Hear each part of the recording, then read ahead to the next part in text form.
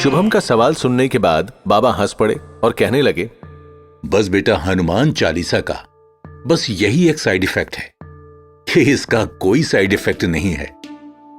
मुझे समझ नहीं आता लोग ऐसी बातें कर कैसे लेते हैं और फैला कैसे देते हैं। जो भी इंसान, चाहे वो स्त्री हो या पुरुष, सच्चे मन से, पूरी श्रद्धा और विश्वास से कुछ नियमों का पालन करके हनुमान जी की भक्ति करता है और हनुमान चालीसा का पाठ करता है, उसका कभी कुछ बुरा हो ही नहीं सकता, बल्कि हमेशा अच्छा ही होगा।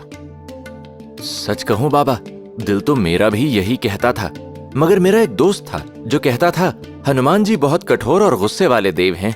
उनकी साधना में अगर कोई कमी रह जाती है तो वे दंड देते हैं। हनुमान जी कठोर और दंड देने वाले देव तो हैं, मगर किन्हें, ये समझना भी तो जरूरी है। देखो बेटा, जो लोग बुरे काम करते हैं, स्वार्थी हैं, लोभी हैं, अहंकारी हैं, किसी का बुरा करने के लिए साधना करते हैं, दूसरों को कष्ट देते हैं, भक्ति के नाम पर किसी को छलते हैं, ऐसे लोगों के लिए हनुमान जी जरूर कठोर देव हैं।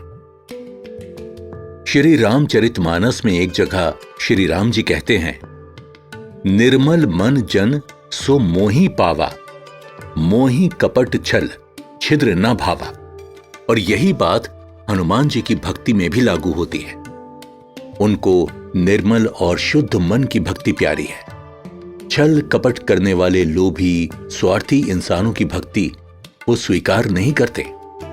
दरअसल कुछ लोग देवी देवताओं की साधना इसलिए नहीं करते कि उनका भला हो, बल्कि इसलिए करते हैं कि जिन्हें वो पसंद नहीं करते उनका बुरा हो जाए।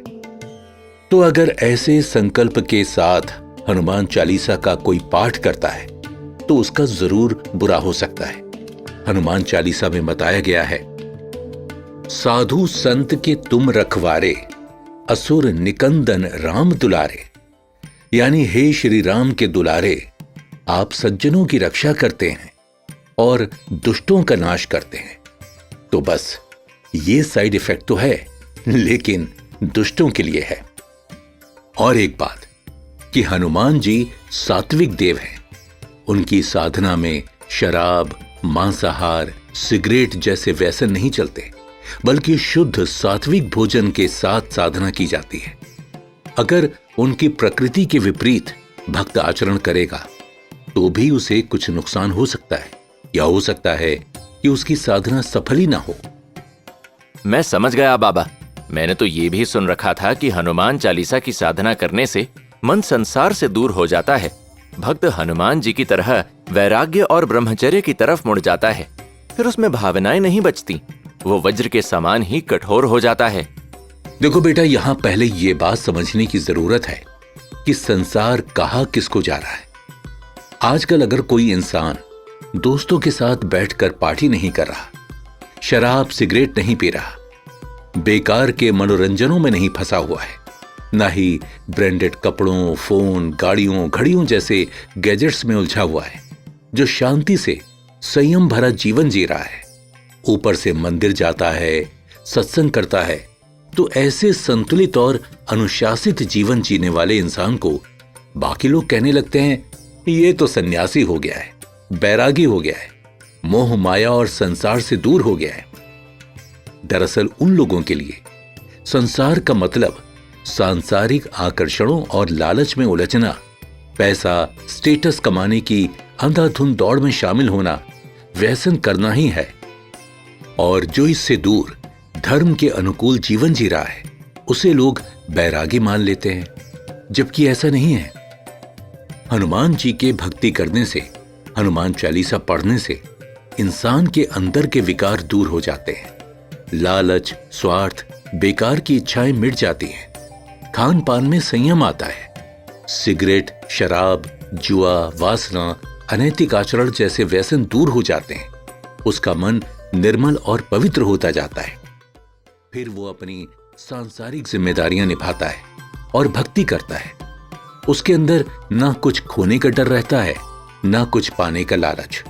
वो अपनी सारी चिंताएं हनुमान जी को सौंपकर निश्चिंत जीवन जीता है और गाता है, सब सुख लहे तुम्हारी सरना, तुम रक्षक काहू को डरना। यानी जब सुख, सारे सुख हनुमान जी की शरण में हैं और जब वो रक्षक भी हैं तो क्यों किसी से डरना, ना किसी इंसान से, ना परिस्थिति से, ना दुर्भाग्य से, ना असफलता से। और इस विश्वास के साथ उसका जीवन सुख, शांति और आनंद से बीतता है।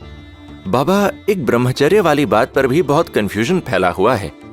ऐसा कहा जाता है क्योंकि हनुमान जी ब्रह्मचारी हैं, इसलिए उनके भक्तों को भी पूरी तरह से ब्रह्मचर्य का पालन करना चाहिए, तभी हनुमान जी की साधना की जा सकती है। हाँ, ये बात सच है कि हनुमान जी बाल ब्रह्मचारी हैं, लेकिन इसका मतलब ये बिल्कुल नहीं है कि कोई संसारी या गृहस्थ इंसान हनुमान चालीसा नहीं पढ़ सकता या हनुमान जी की कोई दूसरी पूजा नहीं कर सकता। हनुमान जी गृहस्थों के विरोधी देव नहीं है। उनके आराध्य भगवान प्रभु श्री राम भी गृहस्थी है ना, फिर उन्हें गृहस्थ भक्तों से क्या दिक्कत हो सकती है?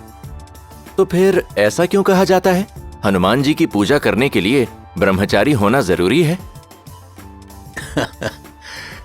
दरअसल लोगों को ब्रह्मचर्य का असली अर्थ ही नहीं पता है। ब्रह्मचर्य का अगर शाब्दिक अर्थ समझा जाए तो वो है ब्रह्म में विचरण करने वाला, यानी एक ऐसा इंसान जिसका मन हमेशा ईश्वर की भक्ति में लीन हो, जिसके मन में कोई विकार ना हो, जिसकी अंतरात्मा पूरी तरह से शुद्ध, निर्मल और भक्ति से भरी हो। पुराने समय में ऐसे कितने ऋषि, मुनि, तपस्वी और गुरु होते थे जो ईश्वर की साधना करते थे, लेकिन वो गृहस्थ भी होते थे, उनकी पत्नी और संतानें भी होती थी, लेकिन वो धर्म के अनुसार आदर्श जीवन जीते थे। एक ऐसा गृहस्थ इंसान जो मन से शुद्ध है, उसके व्यवहार में जरा भी छल कपट नहीं, बुरी या बेकार की इच्छाएं, वासनाएं नहीं, जिसका अपने शरीर और इंद्रियों पर नियंत्रण है, जो एक अनुशासित और संयमित जीवन जीता है, वो ब्रह्मचर्य का पालन ही कर रहा है। वहीं दूसरी तरफ एक ऐसा इंसान जिसके किसी से भले ही शारीरिक संबंध ना हो, लेकिन उसके मन में विकार, वासनाएं, बुरी इच्छाएं हो, जिसका अपने मन, बुद्धि और शरीर पर कोई कंट्रोल ना हो, जो भक्ति ना करता हो, वो ब्रह्मचारी नहीं है। बाबा, आज आपने मेरा बहुत बड़ा कंफ्यूजन दूर कर दिया, लेकिन एक सवाल अभी भी मन में है। मेरी मम्मी भी हनुमान चालीसा पढ़ती हैं, वो हनुमान भक्त हैं, लेकिन मेरी दादी हमेशा उन्हें टोका करती थी कि औरतों को हनुमान जी की पूजा नहीं करनी चाहिए। हनुमान जी औरतों की पूजा स्वीकार नहीं करते क्योंकि वो ब्रह्मचारी हैं। क्या ये सही है? देखो बेटा, ऐसा किसी भी शास्त्र में नहीं लिखा कि औरतें हनुमान जी की पूजा नहीं कर सकती। हाँ, लेकिन एक बात का ध्यान जरूर रखना है, जब भी कोई भक्त भगवान की भक्ति करता है तो वो उससे एक विशेष प्रकार का भाव संबंध रखता है, जैसे दास भाव, जिसमें भक्त खुद को भगवान का दास मानता है।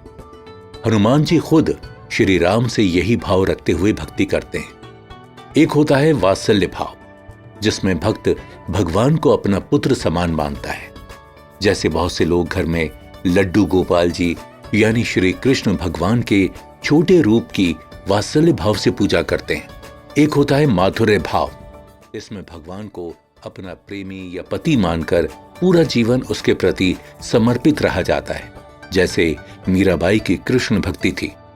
तो खुद को हनुमान जी का दास मानकर, खुद को उनका आश्रित मानकर उनकी भक्ति की जा सकती है, लेकिन माधुर्य भाव से हनुमान जी की भक्ति नहीं की जा सकती।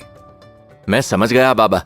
मैं भी यही सोचा करता था कि भगवान की नजरों में तो सब भक्त बराबर होने चाहिए, उनकी नजरों में तो भक्तों में किसी भी तरह का भेद नहीं होना चाहिए, और आज आपने मेरी शंका दूर कर दी। अब मैंने जो एक और बात सुन रखी है कि रोज हनुमान चालीसा पढ़ने से इंसान कठोर हो जाता है, उसकी भावनाएं, इमोशन खत्म हो जाते हैं, तो क्या सच में ऐसा है? अच्छा, एक बात बताओ, मैं रोज हनुमान चालीसा का पाठ करता हूं, वो भी 100 बार, तो क्या मेरे अंदर की भावनाएं मर गईं? क्या मेरा दिल पत्थर का हो गया? और अगर ऐसा होता तो क्या गंगा किनारे जब तुम बैठे हुए थे तो मुझे तुम्हारा दुख नजर आता? नहीं ना। दरअसल लोगों को किसी सच्चे हनुमान भक्त को देखकर लग सकता है कि वो कठोर हो गया है। इसका कारण यह है कि हनुमान चालीसा के प्रभाव से हमारा मन, बुद्धि, शरीर सभी बलशाली हो जाते हैं। दूसरे लोग छोटी छोटी बातों पर परेशान हो जाते हैं, चिंता और तनाव में आ जाते हैं, जबकि एक हनुमान भक्त कठिन से कठिन परिस्थिति में भी शांत और स्थिर रहना सीख जाता है। आसपास की घटनाएं उसके अंदर भावनाओं की उथल पुथल नहीं बचाती, इसलिए उसे देखकर किसी सामान्य आदमी को लग सकता है, अरे इसे तो किसी बात का कोई फर्क ही नहीं पड़ रहा, इसके अंदर की तो भावनाएं मर गई, ये तो कठोर हो गया। जबकि ऐसा नहीं है। हनुमान चालीसा का साधक दीपक की लौ नहीं रहता है। जो हवा से हिल जाए वो एक चमकता सूर्य बन जाता है, जिसे कोई तूफान भी छू नहीं सकता। आपने तो मेरे सारे कंफ्यूजन दूर कर दिए बाबा। अब मैं भी जल्द से जल्द हनुमान चालीसा की साधना शुरू करना चाहता हूँ। अब कृपा करके मुझे बताइए कि मैं इसे कैसे कर सकता हूँ। शुभम जल्द से जल्द हनुमान चालीसा को सिद्ध करना चाहता था ताकि उसके सारे कष्ट दूर हो जाएं। लेकिन अभी हनुमान चालीसा के कुछ और ऐसे रहस्य उसे जानने बाकी थे। क्या है हनुमान चालीसा का वो सीक्रेट जिस वजह से उसे सिद्ध मंत्रों से भी ज्यादा पावर मिली है? क्यों करती है हनुमान चालीसा इतना असर? क्यों है उसके पाठ में इतनी शक्ति? ऐसी क्या खूबियां हैं उसमें